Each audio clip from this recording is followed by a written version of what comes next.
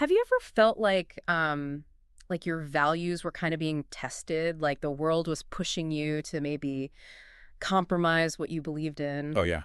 Well, that's exactly what Saint Swipper faced way back in the 8th century. Yeah. Today we're diving deep into his story. Okay. A fascinating blend of history and inspiration, Mm. as told through a sermon by Saint Radbod, Right. who drew upon writings by the Venerable Bede. So buckle up, Okay. because Switbert's journey might just surprise you. What's fascinating about this sermon is that Radbod doesn't just give us like a dry historical account. Right. He starts by quoting Acts, where it says, Jesus began to do and to teach. Okay.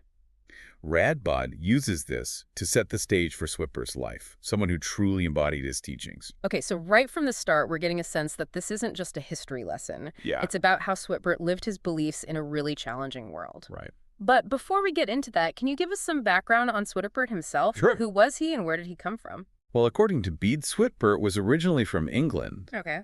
and eventually felt called to become a bishop. Okay. This is where things get interesting. To be ordained, he needed a bishop. But the Archbishop of Canterbury had just passed away, and his successor was abroad, getting ordained himself. So a bit of a bottleneck in the bishop pipeline. Yeah, exactly. What did Switbert do? Luckily, Bishop Wilfrid, who was in exile at the time, stepped in and ordained him. Talk about a twist of fate. Wow, even back then, church politics were complicated. Hmm. So newly ordained Switbert sets off on his mission, right? Exactly. He heads to what's now Germany Okay. to work with the Baruchtuari, a Germanic tribe who lived near the Rhine River. Now he's venturing into unknown territory, spreading the Christian message. Yeah, That must have taken a lot of courage. absolutely. But things took a dramatic turn when the Saxons conquered the Baruchtuari. Uh-oh. That doesn't sound good for an English missionary. Not at all. Switbert and his followers had to flee.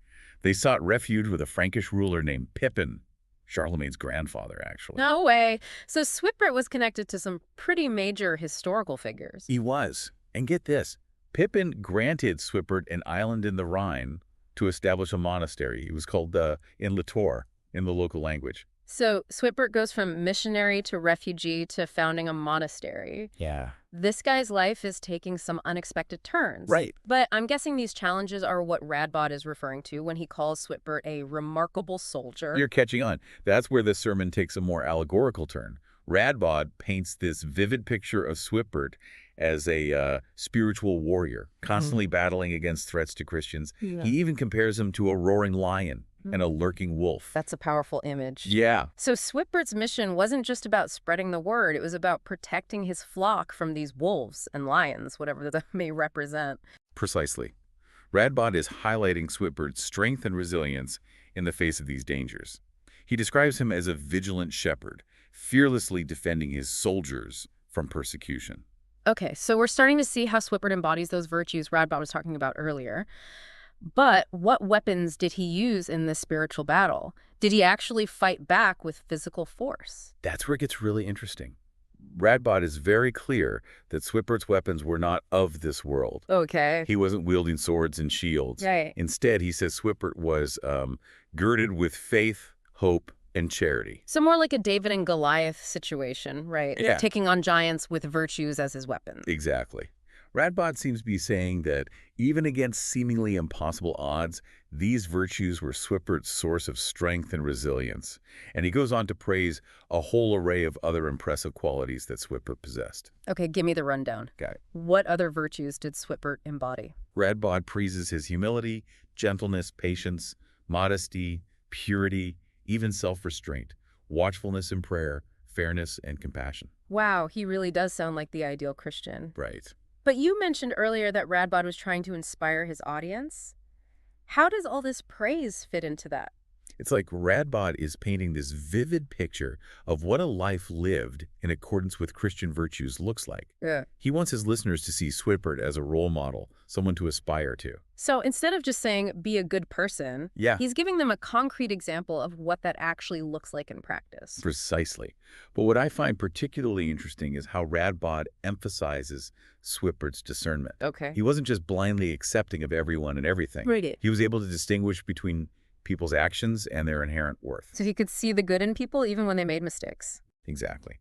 And Radbod describes Switbert's impact on others so beautifully, saying, His words were as sweet as honey, his preaching was delightful, his gatherings were full of spiritual nourishment, and his companionship felt angelic. That's a pretty glowing review. It is, and Radbod's praise reaches its peak when he declares Swibert entirely perfect and completely filled with God. It sounds like Radbod is portraying Swibert as almost superhuman, Yeah. perfect embodiment of the Christian ideal. Right. Do you think he was trying to present a historically accurate portrait, or was there something else going on? Well, it's important to remember that this is a sermon, not a biography. Right. Radbod's aim is to inspire, not necessarily to be a historian. So even if some details might be embellished, the core message about living a virtuous life still rings true. Absolutely. And that brings us to the heart of this deep dive. Okay. What can we as modern listeners take away from this story, this blend of history and moral guidance? What does Swibert's story have to offer us today? It's interesting to think about how Swibert's story, even though it took place centuries ago, might still be relevant today. What do you think we can learn from him? Well, Swibert's life wasn't all sunshine and roses. Right. He faced serious challenges, political turmoil, exile, threats to his community, Yeah. and yet he never wavered in his faith or his commitment to helping others. It's like Radbod is holding him up as a model for navigating difficult times with grace and integrity. That makes me think about Swibert's decision to flee from the Saxons. That must have been incredibly tough to leave behind the people he was trying to help. How do you think his faith played a role in that decision? That's a great question. Remember how Radbod called him a spiritual warrior? Yeah. Sometimes the bravest action isn't charging into battle, but strategically retreating to fight another day.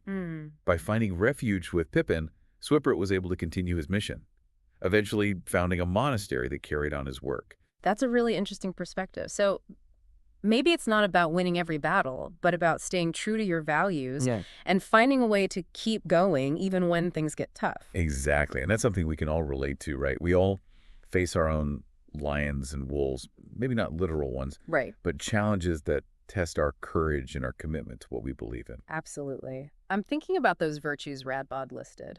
Yeah. Humility, generosity, discernment.